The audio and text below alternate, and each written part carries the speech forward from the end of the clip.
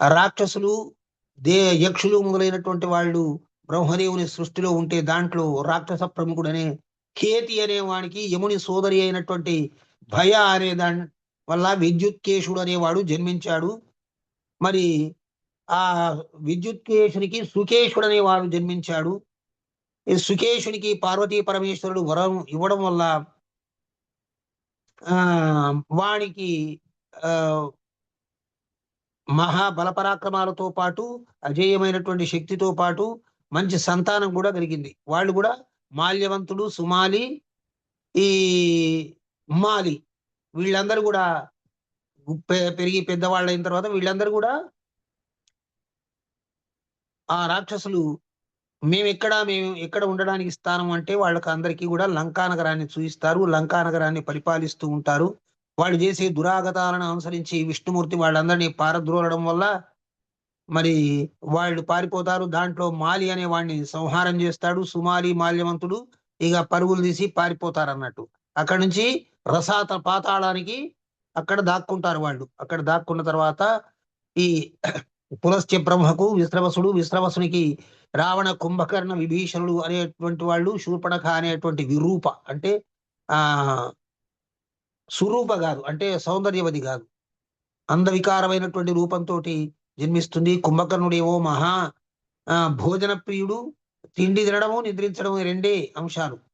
మనకి ఈనాడు ఈ లోకంలో ఉండే జీవులకు కూడా అదే విధంగా ఉంది. తిండి తినడము, సంచరించడం, నిద్రించడం లేదు కానీ సంచరిస్తారు. నిద్ర వచ్చినా కూడా లేచి సగం రాత్రి వరకు తిరుగుతూనే ఉంటారు. అట్లా బ్రహ్మదేవుని చేత వాళ్ళందరూ కూడా తపస్సులు చేసి ఎన్నెన్నో వరాలు పొందారు. పొందిన తర్వాత ఆ ప్రహస్తుడు అనేటువంటి మంత్రి చెప్పడం వల్ల లంకానగరం మనది కానీ కుబేరునిది కాదు అని చెప్పడం వల్ల అంతకుముందు తండ్రి ఆజ్ఞ ప్రకారము కుబేరుడు లంకానగరాన్ని పరిపాలిస్తూ ఉంటాడు. ఆ తర్వాత కుబేరునికి ఎట్లా చెందుతుంది, మనం రాక్షసులది కదా, రాక్షసుల రాజధానిని రాక్షసులే స్వీకరించాలని చెప్పేసి వాళ్ళందరూ వెళ్ళి కుబేరుని పారద్రోలి ఆ లంకానగరాన్ని చేజిక్కించుకుంటారు. కుబేరుడు అలకాపురి ఉత్తర దిశకు ఉండేటువంటి అలకాపురికి వెళ్ళి అక్కడ ఆయన దిక్పతిత్వాన్ని అంటే దిక్పాలకుడు ఆయన అక్కడ పరిపాలిస్తుంటాడు. ఆ తర్వాత ఈ రావణ కుంభకర్ణులకు పెళ్ళైతుంది. రావణాసురునికి మయుడు అనేటువంటి రాక్షస శిల్పి కుమార్తె అయినటువంటి మండోదరిని ఇచ్చి పెళ్లి చేస్తారు. అదేవిధంగా కుంభకర్ణునికి కూడా వజ్రజ్వాల అనేటువంటి ఆమెతోటి పెళ్లి జరుగుతుంది. సరమ అనే ఆమెతోటి విభీషణునికి పెళ్లి జరుగుతుంది. విద్యుజ్జుహుడు అనే వానికి ఇచ్చి పెళ్లి చేస్తారు శూర్పణఖను. వాళ్ళ పెళ్లిళ్ళు అయిపోతాయి. ఇక కుబేరుడు అక్కడితో సంతృప్తి పడక కుబేరుడు అలకాపట్టణం వెళ్ళినప్పటికీ కూడా రావణాసురుడు సంతృప్తి పడడు. వాడి పేరు దశగ్రీవుడు. సంతృప్తి పడక వెళ్ళి ఆ అలకాపట్టణం పైన దాడి చేస్తాడు. దాడి చేసి కుబేరుణ్ణి హింసించి అతని యొక్క పుష్పకాన్ని లాక్కొని వస్తాడన్నట్టు. లాక్కొని వస్తూ అట్లా ప్రయాణం చేస్తూ కైలాసగిరి మీదంగా వెళుతూ ఉంటే కైలాసగిరిలో పుష్పకం పని చేయకపోతే, ఇప్పుడు కూడా అంటారు కైలాస పర్వతం దగ్గరికి వెళ్ళిన తర్వాత విమానాలు పనిచేయవు, హెలికాప్టర్లు పనిచేయవు, పైకి ఎక్కడానికి రాదు అని ఏవేవో ఇప్పుడు కూడా చెప్తుంటారు కథలుగా. ఆనాడే అది జరిగింది. పుష్పకాన్ని నిర్బంధించినట్లు అక్కడే ఆగిపోవడం వల్ల రావణాసురుడు అక్కడికి వెళ్ళి చూసి ఇది శివుడు ఉండేటువంటి కైలాస పర్వతం అని తెలుసుకొని ఆ కైలాసాన్ని ఎత్తడానికి ప్రయత్నం చేస్తాడు. అప్పుడు శివుడు బొటనవ్రేలితోటి కైలాసాన్ని అణిచేసే వరకు వాణి 20 చేతులు ఆ కైలాసం కింద నలిగిపోతుంటే వాడు 1000 సంవత్సరాలు ఘోరమైనటువంటి రామం భూత భయంకరంగా చేసి ఆఖరికి శివుణ్ణి స్తుతించి శివుని వల్ల మళ్ళీ తన యొక్క శక్తిని సామర్థ్యాన్ని మళ్ళీ పొంది ఆయన చేత ఒక ఖడ్గాన్ని స్వీకరించి ఆయన చేత వరాన్ని కూడా పొందుతాడు. అజేయమైనటువంటి బలపరాక్రమ సంపన్నుడుగా వరాల్ని పొంది ఆ తర్వాత శివుడు అతని యొక్క స్తోత్రాలకు మెచ్చి అతనికి జగద్భయంకరంగా రావణ్ చేశావు కాబట్టి నీకు ఇప్పటి నుంచి రావణుడు అని, రావణ అనే బిరుదు, అది రావణ అంటే బిరుదు. అదేవిధంగా ఇంద్రజిత్తుకు మేఘనాథ అనేటువంటి పేరుంటే ఇంద్రుని జయించాడు కాబట్టి ఇంద్రజిత్ అయిపోయాడు. ఈ విధంగా వాళ్ళు లోకాలన్నీ జయిస్తూ తిరిగి యమపట్టణం వెళ్ళారు. యమునితో యుద్ధం చేశారు. ఇంకా మాహిష్మతి నగరానికి వెళ్లి కార్తవీర్యార్జునుడితో యుద్ధం చేశారు. కార్తవీర్యార్జునుడి చేతిలో బందీ అవుతే మళ్ళీ పులస్త్య బ్రహ్మ వచ్చి వాడిని మనమణి పైన ఉండేటువంటి ప్రేమతో వాడిని విడిపించి వాళ్ళిద్దరికి స్నేహం చేస్తాడు.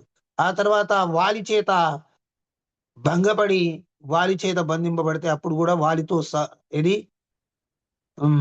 సామరస్యంగా సంధి చేసుకుని ఇరువురి సంపదలు కిష్కిందా నగరంలో ఉండే సంపదలు రావణాసురుని గారు రావణ లంకలో ఉండేటువంటి సంపదలు వాలికి చెందుతాయి అన్నట్టు వాళ్ళిద్దరూ భాగస్వాములుగా తమ యొక్క స్నేహాన్ని పెంపొందించుకుంటారు. ఇట్లా వీళ్ళందరూ యుద్ధం చేస్తూ ఉంటారు. ఆ తర్వాత వచ్చిన వాళ్ళందరూ కూడా ఈ అగస్త్యాది మహర్షులు కూడా శ్రీరామచంద్రుడితో సెలవు తీసుకొని వాళ్ళు వెళ్ళిపోతారు. వెళ్ళిపోయిన తర్వాత అన్ని రోజులు అక్కడ ఉన్నటువంటి విభీషణుడు, సుగ్రీవుడు, నలుడు, నీలుడు, జాంబవంతుడు, అంగదుడు, హనుమంతుడు మొదలైనటువంటి వానర వీరులను, రాక్షస వీరులను అందరినీ శ్రీరామచంద్రుడు సగౌరవంగా సన్మాన పూర్వకంగా వాళ్ళ వాళ్ళ ఇండ్లకు పంపిస్తాడు. పంపించిన తర్వాత హనుమంతుడు తన కోరిక రామాయణం భూమిపైన ఉన్నంత వరకు తను సజీవుడుగా ఉంటానని, రామచరిత్రను పరివ్యాప్తం చేసే దగ్గర తన యొక్క అనుగ్రహం ప్రసరింపబడుతుందని చెప్పి రామునితోటి అనుజ్ఞ తీసుకుంటాడు. రాముడు కూడా దాన్ని అంగీకరించి ఆయన వరాల్ని ప్రసాదించి తన యొక్క ఆభరణాలనిచ్చి కౌగిలించుకొని పంపిస్తాడు. అట్లా రాక్షసులు, ఈ వానరులు అందరూ వెళ్ళిపోయిన తర్వాత ఆ శ్రీరామ పట్టాభిషేకం కోసం అంతకుముందే భరతుని ఆజ్ఞను అనుసరించి వచ్చినటువంటి 300 మంది సామంతరాజులందరూ కూడా అన్ని రోజులు హాయిగా ఆతిథ్యాన్ని అనుభవించి రామచంద్రుని అనుజ్ఞ తీసుకుని వాళ్ళు కూడా వెళ్ళిపోతారు. ఈ వీడుకోలంతా కూడా మన యొక్క శ్రోతలకు చాలా దుఃఖాన్ని, బాధను కలిగించింది. ఆ విషయాన్ని మనము విన్నాము. ఇదంతా జరిగినటువంటి కథ. జరిగిన తర్వాత సీతాదేవి ఒక సందర్భం లోపట శ్రీరామచంద్రుని అర్థిస్తుంది అన్నట్టు. తనకు వాళ్ళు వన సంచారం చేస్తూ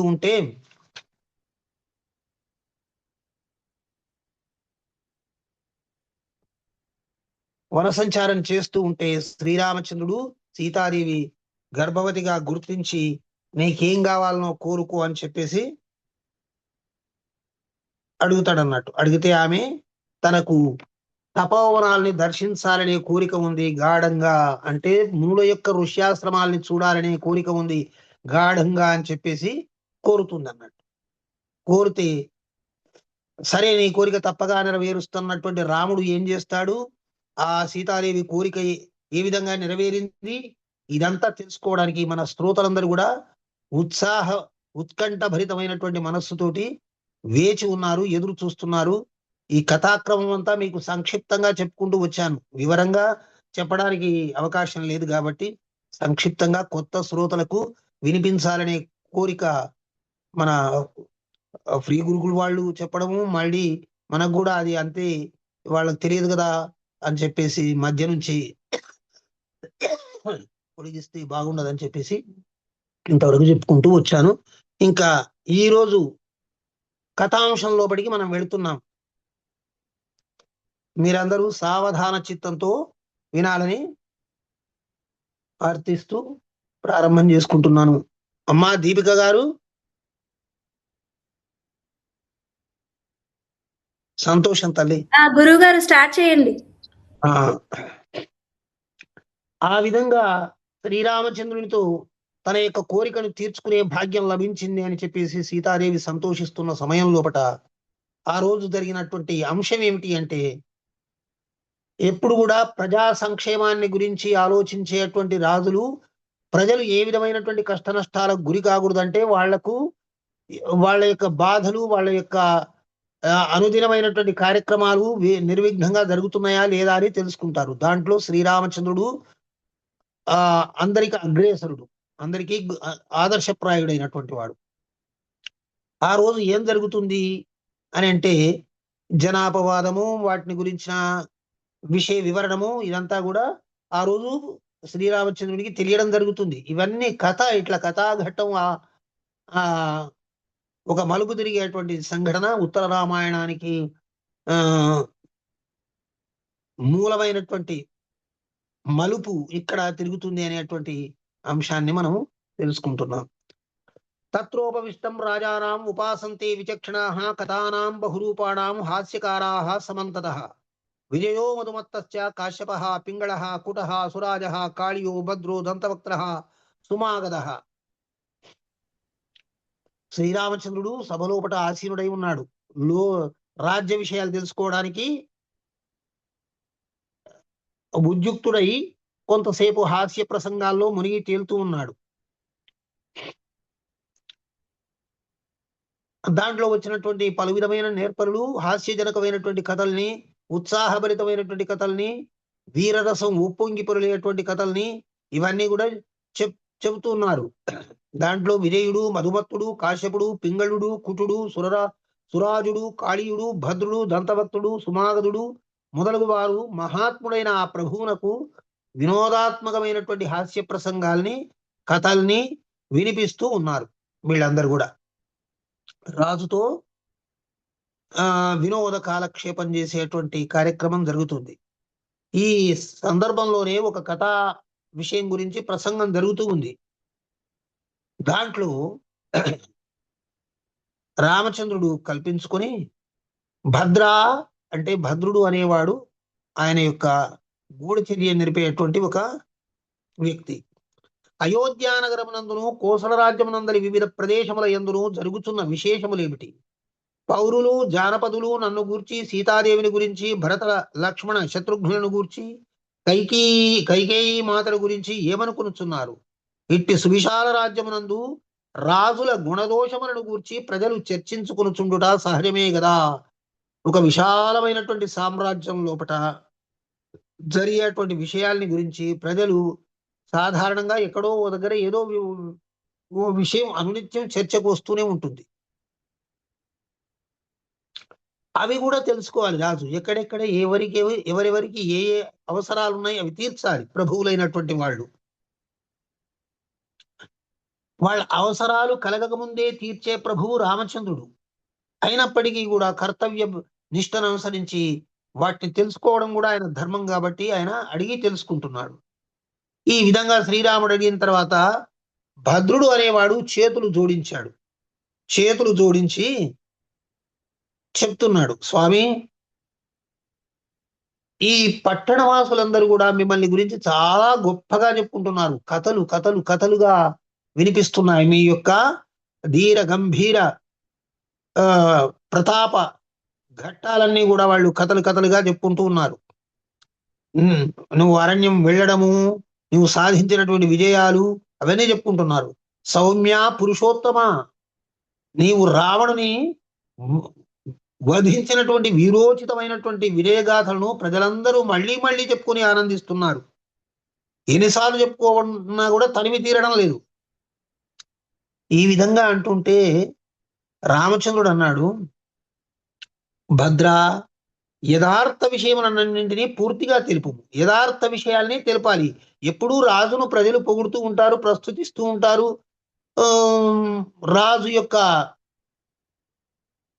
వారి పట్ల అనుసరించినటువంటి విధానాలని గురించి వాళ్ళు చెప్పుకుంటూ ఉంటారు. మంచి గురించే చెప్పుకుంటూ ఉన్నారు అని అంతా మంచే చెప్తున్నారు. ఏమైనా చెడు గురించి కూడా ఏమైనా చెడు గురించి కూడా వాళ్ళు ముచ్చటించవచ్చు. వాటిని కూడా నువ్వు చెప్పవలసిన అవసరం ఉంది. ఇప్పటి నుంచి నువ్వు ఆ విధంగా చెప్పినట్లయితే మంచి వాటిని, చేయవలసినటువంటి వాటిని త్వరగా ఆచరించి ఏమైనా దోషాలు పొరపాట్లు ఉంటే సవరించుకోవాలి రాజు అయినటువంటి వాడు. కాబట్టి వాటన్నింటి గుణదోషాల్ని రెండింటిని కూడా చెప్పవయ్యా అని అడిగాడు. ఎందుకంటే నువ్వు నాకు విశ్వాసపాత్రుడవు. పుర ప్రజలు అంటే పట్టణాల్లో ఉండేవాళ్ళు, పల్లెటూళ్ళలో ఉండేవాళ్ళు అనేక రకాలుగా చెప్పుకుంటూ ఉంటారు. దాంట్లో కించిత్తు ఎక్కడో ఒక దోషం కూడా ఉండొచ్చు, ఒక తప్పు కూడా ఉండొచ్చు, ఒక పొరపాటు దొర్లి ఉండొచ్చు. దాని పట్ల ప్రజలు ఏమనుకుంటున్నారో అటువంటి వాటిని గురించి కూడా మీరు చెప్పాలి, మేము వినాలి, వాటిని మేము సవరించుకోవాలి. నిర్భయంగా చెప్పాలి, నిస్సంకోచంగా చెప్పాలి. భయపడుతూ కొన్ని విషయాలు దాచిపెట్టి ప్రభు దగ్గర కొన్ని విషయాలు చెప్పవలసినవి చెప్పి చెప్పకూడనివి దాచిపెట్టడం వల్ల అవి ఇంకా కాలక్రమం లోపల కలుపు మొక్కలు ఎదిగినట్లు పంటనంతా నాశనం చేస్తాయి. కాబట్టి ఎప్పటికప్పుడు వాటిని తొలగిస్తూ ఉండాలయ్యా అని చెప్పి రామచంద్రుడు అడిగాడు. ఆయన చేతులు జోడించి సావధానంగా చిత్తుడై రామచంద్రునితోటి అంటున్నాడు, మహారాజా మీరు దయతో ఆలకించండి. కూడళ్ల యందు 4 దారులు కలిగినటువంటి చోట్ల, అంగళ్ళ చోట్ల, రాజమార్గాల్లో, వనాల్లో, ఉపవనాల్లో మీ గుణదోషములను గురించి ప్రజలు ఇట్లా మాట్లాడుకుంటున్నారు, రకరకాలుగా మాట్లాడుకుంటున్నారు.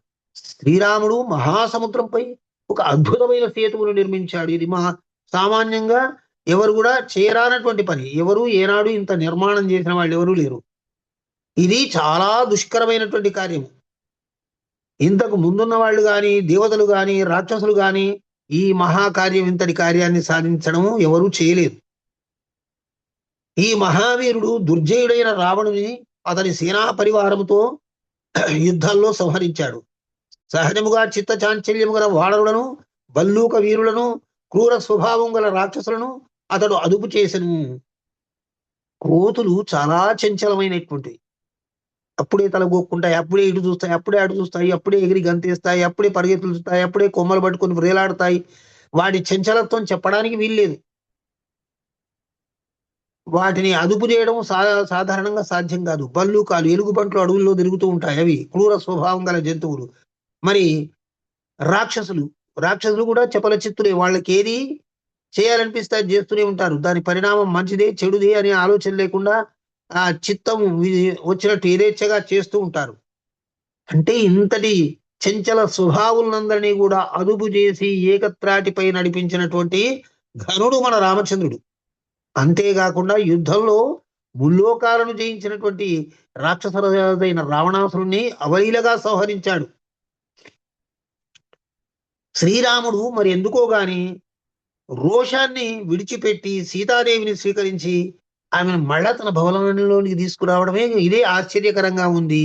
1 సంవత్సరం అక్కడ ఉన్నామెను అని అనుకుంటున్నారు. సీతాదేవితో కూడి సుఖించుటకై శ్రీరాముని మనస్సు ఇష్టపడుచుండొచ్చు అని లోగడ రావణుడు ఆమెను బలవంతముగా అపహరించి తన అంకమున చేర్చుకుని లంకకు తీసుకుని పోయాను. పిదపాతడు ఆమెను రాక్షసుల అదుపులో అశోకవనమునందుంచెను. ఎంతో కాలము పరుల పంచనం ఉన్న తన భార్యను రాముడు ఎందుకోసం ఏగించుకోవడం లేదబ్బా, ఇది అర్థం కావడం లేదు.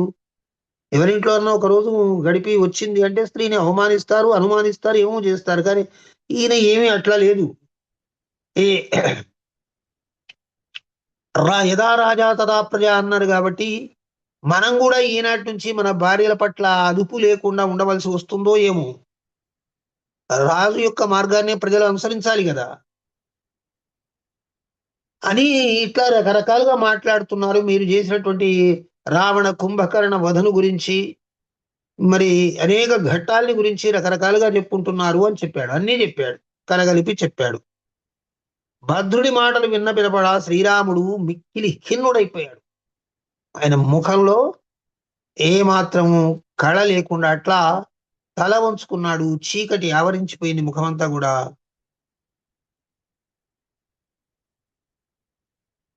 అక్కడ ఉండేటువంటి మంత్రులతో అన్నాడు, భద్రుడు చెప్పిందంతా మీరు విన్నారు కదా, ఇది మన రాజవంశానికే మత్స, మరి మనకు అపకీర్తికరం. ఈ విషయంలో మీరేం చెప్తారు, నేనేం ఆచరించాలి అని అడిగిండు మంత్రుల్ని. వాళ్ళందరూ కూడా ప్రణమిల్లి శిరస్సులతో తలల్ని వంచి భక్తితోటి సాగిలపడి దైన్యంతో, స్వామి భద్రుడు చెప్పిందంతా వాస్తవమే, ఇందు సందేహం లేదు అని పలికిరి. భద్రుడు చెప్పింది నిజమే. శత్రుసూదనుడైన రాఘవుడు వారందరూ చెప్పిన మాటలను ఆలకించి అప్పటికి ఆ సుహృదులందరినీ పంపించి వేశాడు. ఎక్కడికి పంపించేవాడని అక్కడికి పంపించండి, ఇంక వెళ్ళిరండి మీరు అని చెప్పేసి తాను ఏం చేయాలి అనేటువంటి విషయాన్ని నిర్ణయించుకోవడం లోపల నిమగ్నం అయిపోయాడు. విసృజ్యతు సుహృద్వర్గం బుద్ధ్యా నిశ్చిత్య రాఘవ సమీపే ద్వారస్తమాసీనం ఇదం వచనం అబ్రవీత్, శీఘ్రమానయ సౌమిత్రిం లక్ష్మణం శుభలక్షణం భరతంజ మహాభాగం శత్రుఘ్నం అపరాజితం. రామస్య వచనం శ్రుత్వా ద్వారస్థో మూర్ధికృతాంజలి లక్ష్మణస్య గృహం గత్వా ప్రవివేశ అనివారిత. రాముడు అక్కడ ఉండేటువంటి ద్వారం దగ్గర ఉండేటువంటి వాడిని, ద్వారపాలకుడిని పిలిచి చెప్పాడు. తన కర్తవ్యాన్ని నిశ్చయించుకున్నాడు ఆయన. ఒక క్షణం లోపటిని ఇంకా 2 ఆలోచనకు వీలు లేనటువంటి ఒక నిశ్చయానికి వచ్చేశాడు. ఒక చారుని పిలిచి, ఓ ద్వారపాలక, సద్గుణగణాలతో సుప్రసిద్ధుడైనటువంటి సుమిత్రాసుతుడైన లక్ష్మణుణ్ణి, మహాభాగుడు, భక్తవరేణ్యుడు, పూత చరిత్రుడైనటువంటి భరతుణ్ణి, శత్రువులకు అజేయ పరాక్రముడై వర్ధిల్లుతున్నటువంటి శత్రుఘ్నుణ్ణి, ఇది శ్రీరాముని ఆజ్ఞ అని చెప్పి త్వరగా తీసుకుంటారు వాళ్ళందరినీ, వాళ్ళ ముగ్గురిని సోదరుల్ని అని చెప్పి అన్నాడు. ఆయన వెంబడి ద్వారపాలకుడు శిరస్సు వంచి ఆజ్ఞాబద్ధుడై లక్ష్మణుని గృహానికి వెళ్ళాడు. ఆయన ఎవరు అడ్డుకోలేదు, రామ మందిర ద్వారపాలకుడు కాబట్టి. అతడు లక్ష్మణుడితో చెప్పాడు, మహాత్మా వర్ధిల్లుము, జయాశిస్సులు పలికి మహారాజు మిమ్మల్ని చూడగోరుతున్నాడు, వెంబడే రావాలి, ఆలస్యం చేయడానికి వీల్లేదు. రాముని శాసనం విన్నవాడు విన్నట్టే లక్ష్మణుడు అక్కడి నుంచి బయటికి వచ్చేసి రథాన్ని అధిరోహించి రాముని భవనానికి బయలుదేరాడు. ఆ ద్వారపాలకుడు భరతుని దగ్గరికి వెళ్ళి కూడా చేతులు జోడించి నమస్కరించి జయ నాదాలు చేసి, ఏ మహారాజా, మిమ్మల్ని మీ అన్నయ్య గారు శ్రీరాముడు చూడాలని కోరుకుంటున్నాడు, తొందరగా రమ్మంటున్నాడు అని చెప్పి అన్నాడు. భరతుడు ఆసనం నుంచి దిగ్గున తొందరగా లేచి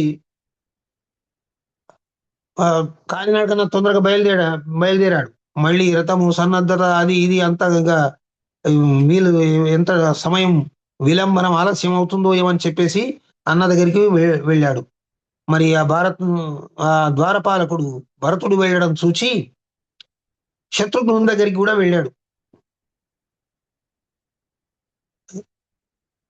స్వామి, మీకు జయమగుగాక, మీ అన్నయ్య ఆజ్ఞ అనుసరించి లక్ష్మణ భరతుడు ఇదివరకే అన్నగారి దగ్గరికి వెళ్ళారు, మిమ్మల్ని కూడా త్వరగా రమ్మన్నాడు, మీ అన్నగారు పిలిపించాడు, మీరు తొందరగా రండి అన్నయ్య దర్శనం కోసం అని చెప్పి అన్న. శ్రీరాముడు మనస్సులో పట్టిన శ్రీరామచంద్రునికి సాష్టాంగ నమస్కారం చేసుకుని దర్శించడానికి బయలుదేరాడు. అతివేగంగా వెళ్ళినటువంటి ద్వారపాలకుడు వీళ్ళందరికంటే ముందే మళ్ళీ వచ్చి విన్నవించాడు, వాళ్ళకు చెప్పి వచ్చాను అని. అంతవరకే మనసంతా చింతాక్రాంతుడై ఉన్నాడు ఆయన. సోదరులు వచ్చారని తెలిసిన వెంబడే మరీ కృంగిపోయాడు, దీనవదనుడైపోయాడు, అవనతముఖుడైపోయాడు, తల ఉంచుకున్నాడు. ద్వారపాలకుని ముఖం కూడా చూడకుండా, నీవు వెంబడే నా సోదరుని లోపలికి ప్రవేశపెట్టు అని చెప్పి అన్నాడు.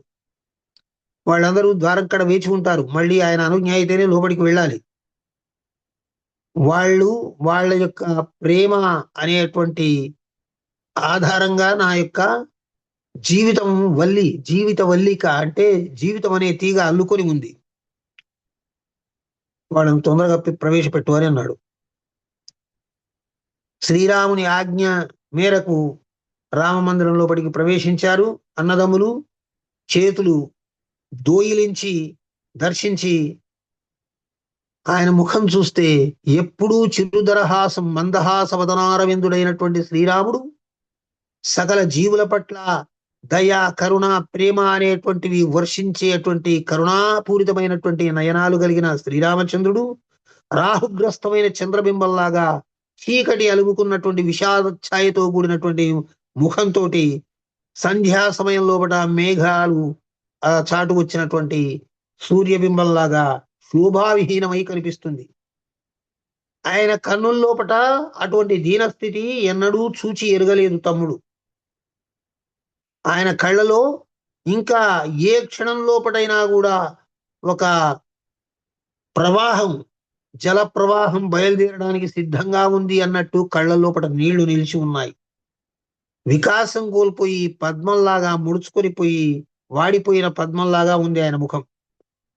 వారందరూ కూడా సావధాన చిత్తులై ఆ ప్రభువు యొక్క పాదాల దగ్గర శిరస ప్రణమిల్లి అట్లే ఉండిపోయారు. వాళ్లకు అది చూసి వాళ్ళు తట్టుకోలేకపోయారు. వాళ్ళన్న యొక్క పరిస్థితిని చూసి వారిని చూసినంతనే కళ్ళ నుంచి టపటపటపట జల బాష్పాలు రాలాయి శ్రీరామచంద్రుని కళ్ళ నుంచి. వాళ్ళందరినీ ఒకరొకరిని లేవనెత్తి హృదయానికి హత్తుకున్నాడు. గాఢంగా హత్తుకుని వాళ్ళ ఆసనముల పైన వాళ్ళను కూర్చోబెట్టి మీరు నాకు ప్రాణతుల్యులైనటువంటి వాళ్ళు, నా ప్రాణము నా జీవితము మీది, నా సర్వస్వము మీరే. ఈ నేను పరిపాలిస్తున్న ఈ రాజ్యము, ఈ కోసల దేశము, ఈ భోగభాగ్యాలు అన్నీ మీ సహాయ సహకారం వల్లనే లభించాయి నాకు. అందరూ కూడా శాస్త్ర విధులను పాటించి సక్రమమైనటువంటి నియమనిష్టలు కలిగి ధర్మ మార్గానువర్తులై చరిస్తూ ఉన్నారు. మీరందరూ ప్రజ్ఞా కౌశలం కలిగినటువంటి వాళ్ళు ఈ రాజ రాజ్యక్షేమం కోసం అహరహము శ్రమిస్తున్నటువంటి వాళ్ళు.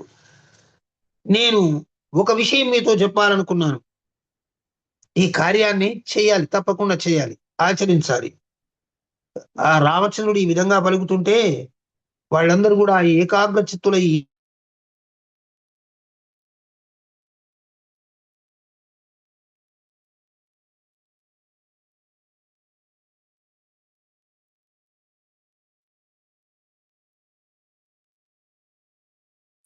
గురువుగారు స్టక్ అయ్యారా నిలబడి ఏంటి? పోయి అన్న సూచన మేరకు అక్కడ కూర్చున్నారు. కూర్చొని వాళ్ళందరితోటి ఆ శ్రీరామచంద్రుడు తేజోవిహీనమైనటువంటి ముఖంతో, సోదరులారా మీకందరికీ శుభమగుగాక, భద్రమగుగాక. ఈ విషయం, నేను చెప్పే విషయాన్ని మీరు సావధానంగా వినండి. నన్ను గురించి, సీతాదేవిని గురించి పౌరులు ఏమనుకుంటున్నారు ఆ మాటలను చెప్తా వినండి. పుర ప్రజలు, జానపదులు సీతాదేవిపై తీవ్రమైన అపవాదమును మోపుతూ మాట్లాడుతున్నారు. అంతేగాక అక్కడక్కడ నన్ను కూడా ఏవగించుకుంటున్నారు. ఇటువంటి రాజా మనకు అని చెప్పి ఆ విధముగా పలుకుతున్న వారి నిందావచనములు హృదయ శల్యాలైపోయాయి. హృదయం లోపల దిగినటువంటి బాణాల్లాగా హృదయాన్ని వేధించేటువంటి గాయాలైపోయాయి. నేను మహాత్ముడైనటువంటి ఇక్ష్వాకు ఏరినటువంటి ఆ ప్రభువు వంశం లోపల జన్మించాను. ఆనాటి నుంచి ఈనాటి వరకు తరతరాలుగా ఈ రాజ్యాన్ని అనుస్యూతంగా వరుసగా అక్రమంగా పరిపాలిస్తున్నటువంటి మహానుభావులైనటువంటి రాజులు, లోక ప్రసిద్ధులు,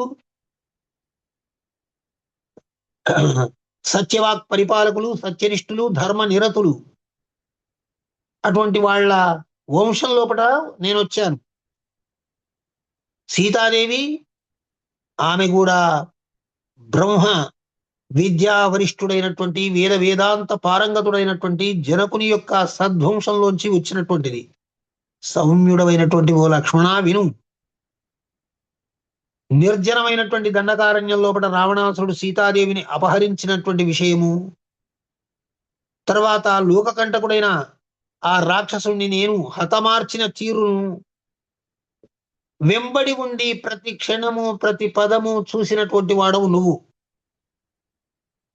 పెద్ద కాలము లంకలో ఉండేటువంటి సీతాదేవిని అయోధ్య నగరానికి ఎట్లు తీసుకువెళ్ళాలి, ఎంతవరకు సముచితమోనో ఆలోచన రావణ వధ జరిగిన తర్వాత నా మనస్సులో ఉన్నది.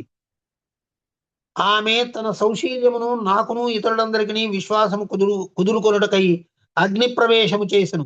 సౌమిత్రి, నీ ఎదుటను దేవతల సమక్షమునను అగ్నిదేవుడు సీతాదేవి యందు ఎట్టి దోషము లేదు, ఆమె మహాసాధ్వి అని పలికాడు. అదంతా నువ్వు విన్నావు, నేను విన్నాను. ఆకాశంలో సంచరించేటువంటి వాయుదేవుడు, కర్మసాక్షి అయినటువంటి సూర్య భగవానుడు, చంద్రుడు, సకల దేవతలు, మహర్షులు, వారందరి సమక్షమున అగ్నిదేవుడు సీతాదేవి పవిత్రశీల అని చెప్పి ప్రకటించాడు. ఇట్టి పవిత్ర చరిత్ర కలిగినటువంటి సీతాదేవిని దేవతలు, గంధర్వులు చూస్తుండగా లంకాద్వీపమున మహేంద్రుడు నాకు, అగ్నిదేవుడు, మహేంద్రుడు, దిక్పాలకులు నాకు అప్పగించారు. సీతాదేవి పరమ పవిత్రురాలు. ఆమె సౌశీల్యము జగత్ ప్రసిద్ధి కన్నది, లోకాంతరాలకన్నిటికీ తెలుసు. దేవ గంధర్వాది ఈ సమూహాలకంతటికీ తెలుసు. నా అంతరాత్మకు తెలియను, నాకు కూడా తెలుసు ఆ సంగతి. ఆమె ఎంతటి పవిత్రశీలం ఆ సంగతి నాకు కూడా తెలుసు. అందువల్లనే నేను వైదేహిని అయోధ్య నగరానికి తీసుకుని రావడం జరిగింది.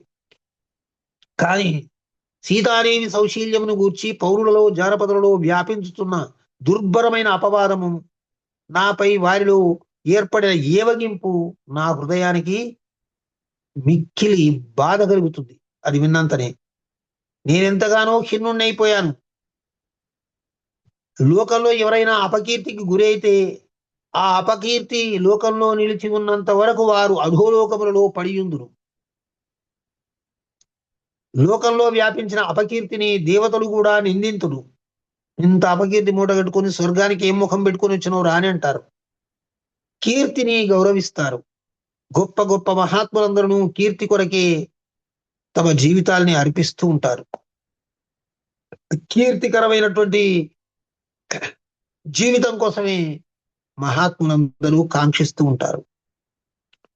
పురుష శ్రేష్ఠులై, మహాభాగులై, సౌశీల్యవంతులై, ఉత్తమ ఆచరణతోటి ఈ లోకానికంతటికి ఆదర్శప్రాయులైనటువంటి నా ప్రియమైన సోదరులారా, నేను ఈ లోకాపవాదానికి విరిచి ఒకవేళ వాళ్ళు అడిగితే నా ప్రాణాలను సైతము త్యజించి వేయుదును. నా ప్రాణాలని కూడా ఇచ్చేస్తా. ఈ ప్రాణాలు కీర్తి లేకుండా ఈ ప్రాణాలతో బ్రతకడం కూడా వృథా. ఆఖరికి ధర్మ నిమిత్తమై, కీర్తి నిమిత్తమై నా ప్రాణాధికమైనటువంటి మిమ్మల్ని కూడా వదిలేస్తా నేను. ఇక సీతాదేవి విషయం ఏమని చెప్పాలి నేను? నాకు బాధనే, నాకు దుఃఖమే, నాకు సత్యం తెలుసు. అయినా కూడా నేను సీతాదేవి పట్ల ఉపేక్ష వహించడం లేదు, ఒక రాజును కాబట్టి. ఈ శోకసాగరం లోపట, అంతులేని సుడిగుండం లోపట కూరుకొని పోయి విలవిలలాడుతున్న నన్ను, నా పరిస్థితిని మీరు గమనించండి. ఈ లోకాపవాదానికి మించినటువంటి దుఃఖం ఇంకోటి ఏమీ ఉండదు. ఇది భరించడానికి సాధ్యం కానటువంటిది. సౌమిత్రి లక్ష్మణుడితో అంటున్నాడు, నాయన లక్ష్మణ, నీవు రేపు ప్రాతకాలమున సుమంత్రుని సిద్ధపరిచి, రథాన్ని సిద్ధపరిచి తీసుకుని వచ్చి రథమునెక్కి సీతాదేవిని కూడా అందు కూర్చుండజేసి ఆమెను కోసల రాజ్యము యొక్క పొలిమేరలలో విడిచిపెట్టిరమ్ము. గంగా నది యొక్క ఆవలి తీరమునకు సమీపమున తమసా నది గలదు.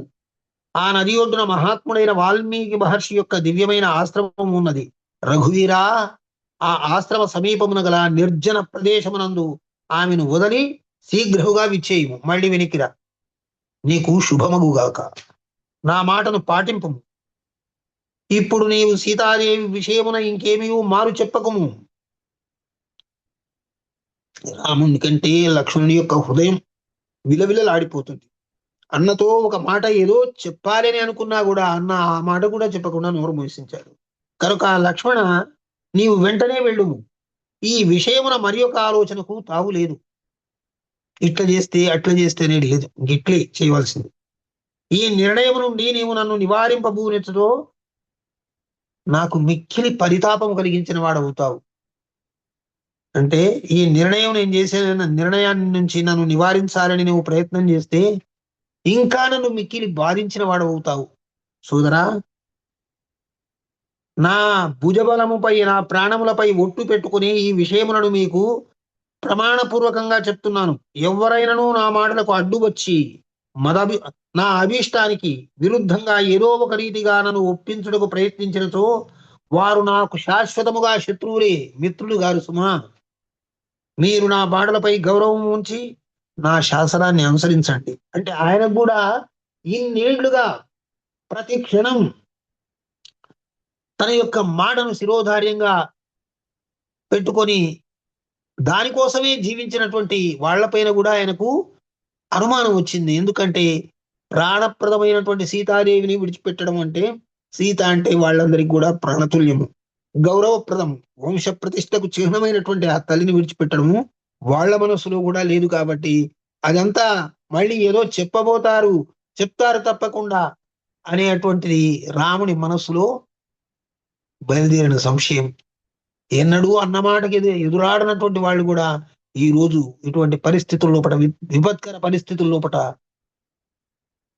వాళ్ళు మాట్లాడతారనే ఉద్దేశంతో రాముడు ఆ విధంగా కూడా వాళ్ళని మాట్లాడకుండా నోరు మూయించేశాడు. నా శాసనమును అనుసరించండి లక్ష్మణ. నా మీద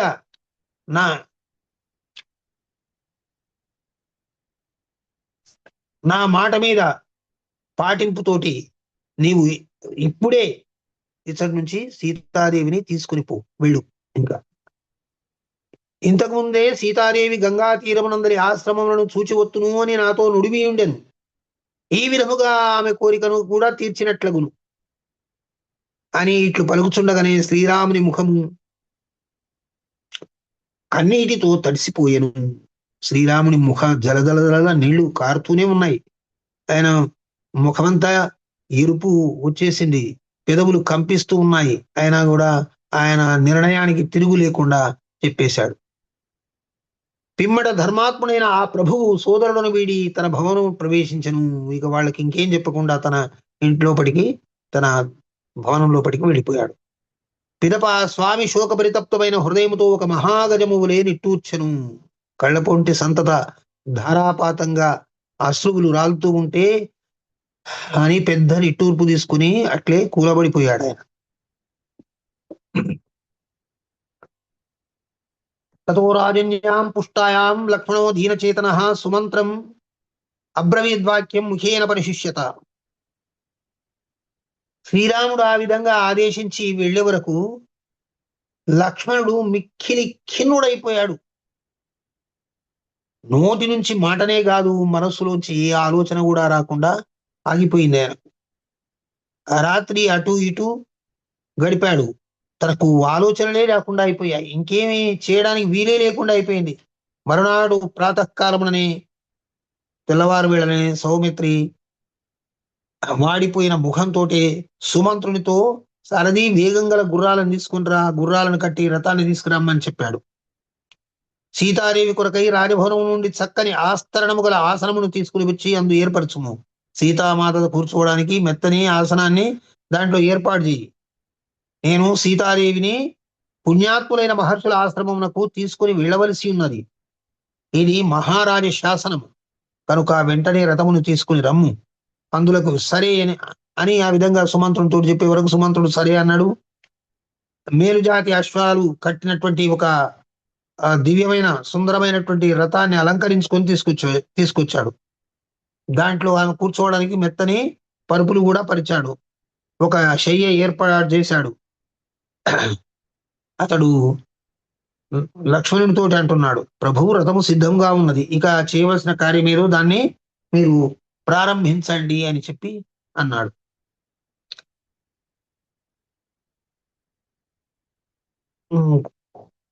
లక్ష్మణుడు హృదయం అంతా కూడా ఏమీ ఆలోచన లేనటువంటి ఒక విషాదం అలుముకున్నటువంటి ఒక నిశ్శబ్ద కాళరాత్రిలాగా ఉంది. రాజభవనానికి వెళ్లి సీతాదేవితో అంటున్నాడు చేతులు జోడించి, అమ్మా, సర్వసమర్థుడైన మహారాజును నీవు ఒక వరమును కోరి ఉంటివట. నీ కోరికను ఆ స్వామి మన్నించినాడు. ఈ ఆశ్రమ ప్రయాణమునకై నన్ను ఆజ్ఞాపించినాడు. దేవి, మన రాజాజ్ఞ మేరకు గంగా తీరంలో గల పవిత్ర ఋష్యాశ్రమాలను దర్శించడానికి మనం వెంటనే వెళదాం. నేను నిన్ను చేర్చవలసి ఉన్నది, అక్కడికి ఆ ఋష్యాశ్రమాలకు నేను చేర్చవలసి ఉంది, రాజాజ్ఞ బద్ధుణ్ణి నేను అని అన్నాడు. ఈ మాటలకు సీతాదేవి చాలా సంతోషించింది. వెంటనే బయలుదేరడానికి ఆమె సుముఖురాలైపోయింది. అమూల్యములైన వస్త్రములను వివిధాలైనటువంటి రత్నాభరణములను సిద్ధపరచుకునే ప్రయాణమునకు సన్నద్ధురాలైపోయింది. నేను శ్రేష్టములైన ఈ వస్త్రాభరణములను వివిధములకు ధన సంపదలను మునిపత్నులకు సమర్పించదు అని లక్ష్మణునితో వచ్చించను. అన్ని ఇంకా కొన్ని వస్త్రాలు, ఆభరణాలు ఎక్కువగా తీసుకుని లక్ష్మణునితో అంటుంది, ఇవన్నీ నేను లక్ష్మణ వాళ్ళకి ఇస్తాను అని చెప్తుంది. అంతటా సౌమిత్రి సరే అని శీఘ్రముగా పయనింపగల గుర్రములను పూంచిన రథంపై జానకీదేవిని ఆసీనురాల్ని గావించి శ్రీరాముని యొక్క శాసనాన్ని మనస్సులో స్మరిస్తుకుంటున్నాడు. మళ్ళీ మాటి మాటికి ఆయన హృదయం జారిపోతుంది. నేనా ఈ పని చేయవలసిన వాడిని, ఇదేనా నేను చేయవలసింది, ఇదేనా నా కర్తవ్యం అనుకుంటున్నాడు. జారిపోయిన గుండెను మళ్ళీ మళ్ళీ రాముని శాసనం అనేటువంటి ఆజ్ఞకు బద్ధుడై మళ్ళీ దృఢం చేసుకుంటూ ఉన్నాడు. శుభలక్షణ సంపన్నుడైన సౌమిత్రితో ఇట్లంటుంది, నాకు పెక్కు అపశకునాలు గోచరిస్తున్నాయి. ఆ లక్ష్మణ, ఎందుకో ఈరోజు కుడి కన్ను అదురుతుంది, శరీరం అంతా కంపించిపోతుంది, నా శరీరం అంతా ఆందోళన గురి అవుతుంది. మునీశ్వరుల ఆశ్రమాలు దర్శించాలని చెప్పేసి నా మనస్సు తొందర పడుతున్నప్పటికీ కూడా ఎందుకో ధైర్యం సన్నగిల్లిపోతుంది. ఎందుకు ఈ అపశకనాలు జరుగుతున్నాయి? ఓ లక్ష్మణ నాయన, నాకు లోకమంతా శూన్యంగా కనిపిస్తుంది. అయ్యా ఏమిటిది? అన్నదమ్ములు పరస్పర ఆత్మీయ ప్రేమ మైత్రితో పిలవేసుకున్నటువంటి ఓ దివ్య సోదరులారా, మీ అన్నగారికి ఎల్లవేళలా క్షేమంగా ఉండాలి నాయన అని చెప్పి అంటుంది ఆ తల్లి. ఈ అశుభము మీ అన్నగారి వరకు వెళ్ళకూడదు. మీ అన్న క్షేమంగా ఉండాలి. మహావీర, నా అత్తలందరూ విశేషముగా సుఖంగా ఉందురుగాక. అయోధ్యానగరములందరి పట్టణములందరి జనముల యందరి గల ప్రజలందరికీ క్షేమమగుగాక.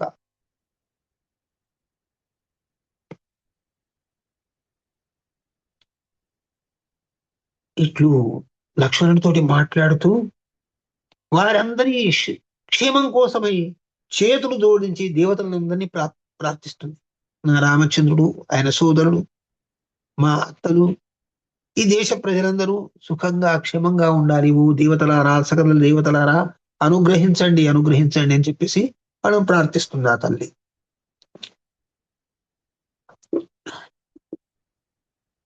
ఆ మాటలన్నీ వింటూ లక్ష్మణుడు శిరస్సుతోటి ప్రణమిల్లి ఆమెకు నమస్కారం చేసి ఎంతో హృదయంలో పరితాపం, ఒక తీవ్రమైనటువంటి సాగరంలో సుడిగుండం ఏర్పడ్డట్టు ఆయన హృదయం లోపల ఒక తీవ్రమైనటువంటి ఆందోళన ఏర్పడ్డది.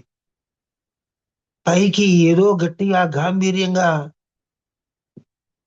ఉండడానికి ప్రయత్నం చేస్తూ ఉన్నాడు. అమ్మా, అందరికీ శుభమేగును అని నుడివెను. అనంతరము వారు గోమతీ నదీ తీరమున గల ఒక ఆశ్రమమునందు ఆ రాత్రి గడిపిరి. గోమతీ నదీ తీరం లోపల ఉంది. వెళ్ళి అక్కడ అది లక్ష్మణుడు సీత ఆశ్రమంలో మునుల సమక్షంలో అక్కడ ఉన్నారు. మరునాటి ప్రాతకాలముననే లక్ష్మణుడు సారథితో అంటున్నాడు, పోయి ఇంకా రథమును త్వరగా సిద్ధపరచుము. కైలాస పర్వతమున శివుడు గంగను ధరించినట్లు నేనును గంగా జలములను శిరమున దాల్చెదను. ఆ జలాల లోపల నేను కూడా గంగా జలాలతోటి కృంకులు స్నానం చేస్తాను అని అంటున్నాడు. సూతుడు మనోవేగంతో గుర్రాలను అదిలించి ముందుకు నడిపిస్తున్నాడు రథం. సీతాదేవితో ఆ రథం పైకి ఎక్కవని ఆహ్వానించి ఆమెను కూర్చోబెట్టిన తర్వాత ఆయన ముందుకు తీసుకొని పోతున్నాడు. ఆ మనోవేగంతో పోగల గుర్రాలని కట్టి ఆ సాధ్వి సూతుని యొక్క ప్రేమపూర్వక ప్రార్థనను మన్నించి రథాన్ని అధిరోహించింది. ఆ జానకీదేవి ఆ రథం పైన పూతోట మధ్యం లోపట పాప వినాశిని అయినటువంటి గంగాదేవి లాగా ప్రకాశిస్తూ ఆ గంగా సమీపానికి వెళ్ళింది. గంగా జలాన్ని చూచినంతనే లక్ష్మణుడు బిగ్గరగా ఏడవసాగాను. ఈ గంగా తీరం లోపల మా తల్లిని ఇక్కడ ఉంచిపోవలసి వస్తుంది కదా నాకు అని చెప్పేసి చేతులెత్తి దీనుడై ఆకాశం ప్రతిధ్వనించేటట్టు బిగ్గరగా ఏడుస్తున్నాడు. సీతాదేవికి ఆమెకి ఏదో ఊహ తూచి లక్ష్మణుని ప్రశ్నిస్తున్నది. లక్ష్మణ, ఎందుకు నాయన అట్లా ఏడుస్తున్నావు? మనం ఎప్పుడెప్పుడు చూస్తాము, ఎప్పుడెప్పుడు చేరుకుంటాము అనేటువంటి ఆ పవిత్ర జాహ్నవి నదీ తీరానికి వచ్చాము కదా. నా చిరకాల వాంఛ ఇప్పుడు నెరవేరుతుంది కదా. ఈ నెరవేరే సందర్భంలో నీకెందుకు ఈ దుఃఖం నాయన? ఎందుకు ఏడుస్తున్నావు? ఈ సంతోష సమయంలో కూడా నీవు ఇట్లు ఏడవడం అనేది నా హృదయాన్ని కరచి వేస్తున్నదేయా. ధీరుడపై నిలబడు లక్ష్మణ. జీవితంలో అనేక పరిస్థితులను ఎదిరించి ధైర్యంగా నిలబడి మాకందరికీ ఓదార్పును కలిగించినటువంటి ఓ బుద్ధిమంతుడా, ఎందుకు ఏడుస్తున్నావు? అనుక్షణము శ్రీరాముని పక్కనే ఉండేటువంటి వాడవు. 2 రోజులే అయింది కదయ్యా, నిన్న బయలుదేరాము, ఈ రోజు ఇక్కడికి వచ్చేసాము. 2 రోజులు మా అన్నగారిని విడిచి ఉండలేనంతగా ఎందుకు దుఃఖిస్తున్నావు నువ్వు? ఇంత దుఃఖం నీ లోపల వ్యాపించిందా? లక్ష్మణ, ఆ స్వామి నాకంటే ప్రియమైన వాడు నాయన, నా ప్రాణానికంటే ప్రియమైన వాడు. సీత అంటే రాముడు గాక ఇంకేది కాదు. సీత హృదయం అంతా రామమయం. అయినా ఒక స్త్రీనై ఉండి కూడా నేను కూడా నీలాగా ఏడవడం లేదు. ఎందుకు నాయన ఏడుస్తున్నావు? చిన్న పిల్లవాడిలాగా ఇట్లా దుఃఖించడం నీకు తగదు. ఏడవద్దు నాయన, ఏడవద్దు అని చెప్పేసి ఇంకా నన్ను ఈ గంగా నదిని దాటించి ఆ పుణ్య తాపసుల యొక్క దర్శనాన్ని కల్పించు.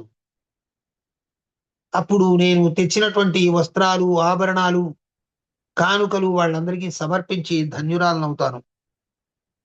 విద్యుక్తంగా వాళ్లకు ధర్మబద్ధంగా పాదాభివందనం చేసి వాళ్ళ యొక్క ఆశీస్సులు పొందుతాను.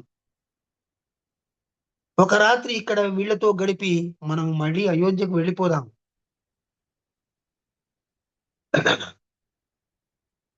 ధీర గంభీర సుస్వరూపుడు, తామర రేకుల వంటి నయనాలు కలిగిన, కరుణను కురిపించేవాడు, అందమైన చిరునవ్వులు మోముకు అలంకారంగా వెలుగొందేటువంటి వాడు, విశాలమైన వక్షస్థలము కలిగిన వాడు, ఎల్లప్పుడూ అందరినీ ఆనందింపజేయడమే తన ఆనందంగానే అనుకునేటువంటి వాళ్ళలో అగ్రేసరుడైనటువంటి వాడు. అటువంటి మీ అన్నను చూడడానికి నీకెంత తహతహ తపన ఉందో నాకు కూడా అలాగే ఉంది. నా మనసు కూడా ఆ విధంగానే తహతహలాడుతూ ఉంది. మనం తొందరగా ఆ గంగా తీరం దాటి వాళ్ళకి ఇచ్చే కానుకలు ఇచ్చి మనం వెళ్ళిపోదాము అని అన్నది. అంటే ఆమె ఆ అందమైన మోము పైన ముత్యాల్లాంటి కళ్ళ నుంచి ముత్యాల్లాంటి జలబిందువులు రాలుతున్నాయి. రాముని గురించి మాట్లాడుతున్నప్పుడు తుడుచుకుని ఇక పడవను సిద్ధపరచండి అని లక్ష్మణుడు చెప్పాడు. ప్రభు ఇదిగో నావ సిద్ధంగానే ఉందని వాళ్ళు తీసుకుని వచ్చారు. గంగానదిని దాటగోరుచున్న లక్ష్మణుడు సీతాదేవితో సహా నావపైకి ఎక్కాడు. ఆ గంగానది అవతలి తీరానికి వాళ్ళు చేరుకున్నారు. చేరుకున్న తర్వాత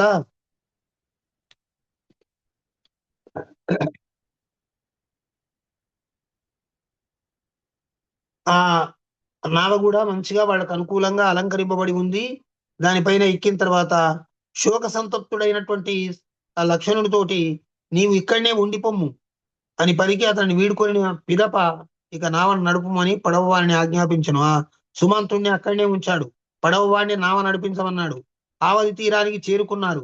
లక్ష్మణుడు సంతత ధారాపాతంగా ఏడుస్తూనే ఉన్నాడు. దిక్కులు చూస్తాడు, సీత వైపు మళ్ళకుండా అటు చూస్తాడు, ఇటు చూస్తాడు, కళ్ళు తుడుచుకుంటాడు. ఇంకా చెప్పలేక చేతులు జోడించి సీతా సాధ్వితోటి ఈ విధంగా అంటున్నాడు. అమ్మా, ప్రజ్ఞాశాలి అయిన శ్రీరామచంద్ర ప్రభువు అప్పగించిన ఈ పనిని నిర్వహింపవలసి వచ్చినందుకు నేను లోకనిందకు గురి కానున్నాను తల్లి. నేను కూడా లోకాపవాదానికి గురి అవుతాను తల్లి. శ్రీరామచంద్రుడు నాకు అటువంటి కార్యక్రమాన్ని అప్పగించాడు. నాకు ముళ్లపైన కూర్చున్నట్టుంది తల్లి. ఈ బాధను నేను భరించలేకపోతున్నాను. నా హృదయం వేధిస్తుంది. లక్ష్మణుడు ఇంత మూర్ఖుడా అని లోకం చేత అపకీర్తిని పొందవలసినటువంటి, కఠినాత్ముడని నిందించేటువంటి నిందలకు గురి కావాల్సి వస్తుంది. నన్ను ఈ కార్యక్రమానికి నా సోదరుడు రామచంద్రుడు నన్ను ఈ కార్యం నిర్వహించడానికి నియమించే బదులు ఒక మరణ శిక్ష వేస్తే నేను హాయిగా చనిపోయేవాడిని తల్లి. ఆ మరణ శిక్షతో నా జీవితం సమాప్తమై నేను సంతోషంగా రామచంద్రుడి యొక్క ఆశీస్సులతో నేను ఉన్నత స్థితికి చేరుకునేవాడిని. ఈ విషయంలో తల్లి నీ పట్ల నేను ఏమాత్రము దోషిని కాను తల్లి. సుమిత్రాదేవి కంటే చాలా ఉన్నతంగా భావించినటువంటి లక్ష్మణుడు మీ పాదాలకు అభివాదం చేస్తున్నాడు. నన్ను దోషిగా భావించొద్దు అని చేతులు జోడించి మాట్లాడుతున్నాడు.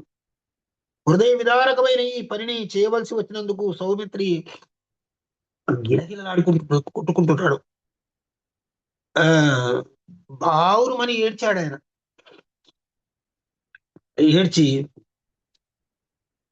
ఆమె మిక్కిలి ఉద్వేగానికి గురి అయిపోయింది సీతాదేవి కూడా. లక్షణాన్ని ఇట్లుండడం కారణమేమి, నాకు ఏమీ బోధపడలేదు, యథార్థ విషయమును పూర్తిగా తెలుపుము. నీవు స్థిమితముగా ఉన్నట్లు కనబడటలేదు, మహారాజుకు క్షేమమే కదా.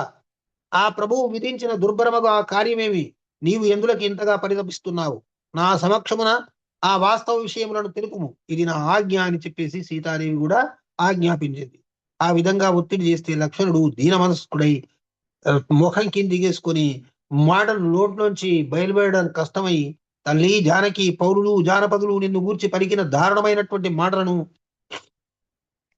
అపవాదములను నిండు సభలో విని శ్రీరాముడు మిగుల హృదయ పరితాపమునకు లోనయ్యను.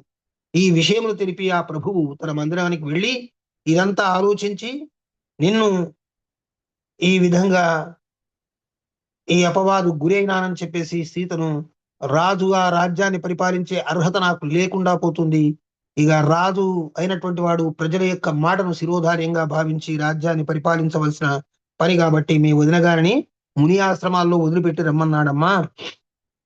వాల్మీకి ఇక్కడనే నివసిస్తున్నాడు, మిగుల వాసికెక్కినటువంటి వాడు, ఆ మహాముని పాదాలని ఆశ్రయించి హాయిగా ఉండుము, ఉపవాస వ్రతము ఆచరించుచు ఏకాగ్ర చిత్తముతో ఇచ్చట నివసించుము. దేవి సర్వదా శ్రీరామచంద్ర ప్రభువుని చిత్తమునందు నిలుపుకొని నీ పాతివ్రత్యమును నడుపుచుండుము.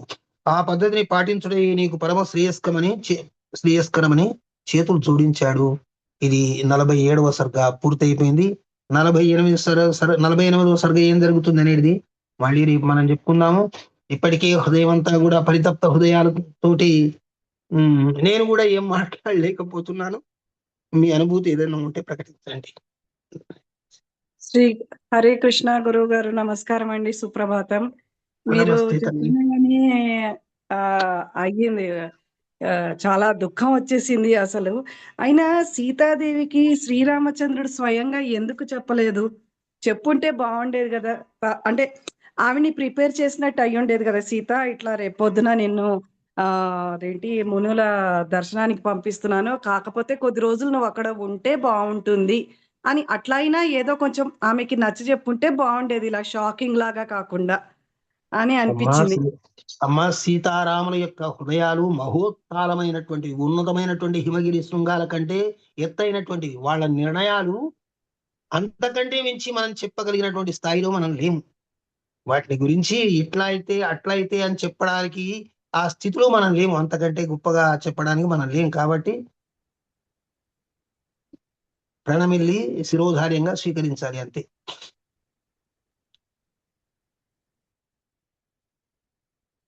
ఇంకా చెప్పండి తల్లి, 2-3 నిమిషాలు ఉన్నాయి. వృక్షంలో చివరిలో ఒక ఘట్టం చెప్పారు, అలాగా సీతాదేవిని రాముడు పరుషవాక్యంగా మాట్లాడి అంటే అప్పుడు సీతాదేవి సహించలేక అగ్ని ప్రవేశం చేస్తుంది. అప్పుడు ఎంత దుఃఖం కలిగిందో మళ్ళీ మళ్ళీ ఇప్పుడు అలా అనిపించింది గురువు గారు. ఇలాంటి సందర్భాలు ఎందుకు వస్తాయా అన్నట్లుగా అనిపించింది. ఇటువంటి సందర్భాలతోటే మానవ హృదయం మాలిన్యం తొలగిపోతుంది. హృదయంలో పేరుకున్న మాలిన్యం అంతా క్షాళనం అయిపోతుంది మనలాంటి మానవ కోటికి. నమస్కారం గురుగారు. నమస్తే అమ్మా. గురుగారు, ఈరోజు చెప్పిన దాని మీద మాట్లాడడానికి అర్హత ఉందో లేదో నాకు తెలీదు. మరి రాజుగా రాముడు కరెక్టే, మరి హస్బెండ్ గా ఎందుకు కాదు గురుగారు? హస్బెండ్ గా కాదని మనం ఎట్లా చెప్పగలుగుతాం అమ్మా? సీతనే ఆయనను అనుమానించలేదు, సీతనే ఒక మాట మాట్లాడలేదు. ఎప్పుడైనా రాముని గురించి ఎవరైనా తూలి మాట్లాడితే ఆమె సహించలేదు ఆ తర్వాత జీవితంలో కూడా. అంటే మనం రాముడిని ఎట్లా తప్పు పట్టగలుగుతామమ్మా? రాముడు తప్పు కాదు గురుగారు, కానీ సీతమ్మ గురించి ఆలోచిస్తుంటే మనకెందుకు ఏడుపు వస్తుందో తెలియట్లేదు గురువు గారు. అది అమ్మ మానవుల్లో ఉండేటువంటి నిజ స్వరూపం అది. మనం కూడా అటువంటి స్వరూపమే, గాని అంత మాలిన్యం కమ్ముకొని మనము కరుణ, ప్రేమ, ఆత్మీయతలకు చాలా దూరంగా బ్రతుకుతున్నాం. అందుకోసమే రామాయణం చదివి చదివి మళ్ళీ మన హృదయాల్ని ప్రక్షాళన చేసుకొని మనం మానవులుగా జీవించడం కోసమే రామాయణం మనకు దారి చూపిస్తూ ఉంటది. శ్రీమాత్రే నమః గురువు గారు. నమస్తే. అంత దేవతలు, విష్ణు రూపుడు, సీతారాములకి అన్ని కష్టాలు వచ్చాయి. మన మన కష్టాలు అనేది ఏ పాటిది గురువు గారు? అసలు మనము ఈ అంటే అది మనకి ఏమైనా కష్టాలు వచ్చినప్పుడు అది గుర్తు చేసుకోవాలి. అంత మహానుభావులకి, అంత దేవుళ్ళకి అన్ని కష్టాలు వచ్చాయి. వచ్చేది ఏ పాటిది ఇది, మనం ఎంతటి వాళ్ళము అని ఏది గుర్తు చేసుకోవాలి ఆ సందర్భంలో అనిపిస్తా ఉంది గురువుగారు. సరే తల్లి, మళ్ళీ మనం రేపు మాట్లాడుకుందాము, సమయం కూడా అయింది. లోకా ధన్యవాదాలు సమస్త గురువుగారు. సుఖినో భవంతు. జై హింద్, జై భారత్, జై శ్రీరామ్. జై జై హింద్, శ్రీ జై భారత్, జై శ్రీరామ్. రేపు కలుద్దాం. జై రేపు శ్రీరామ్ వెళ్తాం గురుగారు. తండ్రి, రేపు జై మాట్లాడుకుందాం. శ్రీరామ్ గురుగారు. జై జై శ్రీరామ్. శ్రీరామ్, జై శ్రీ.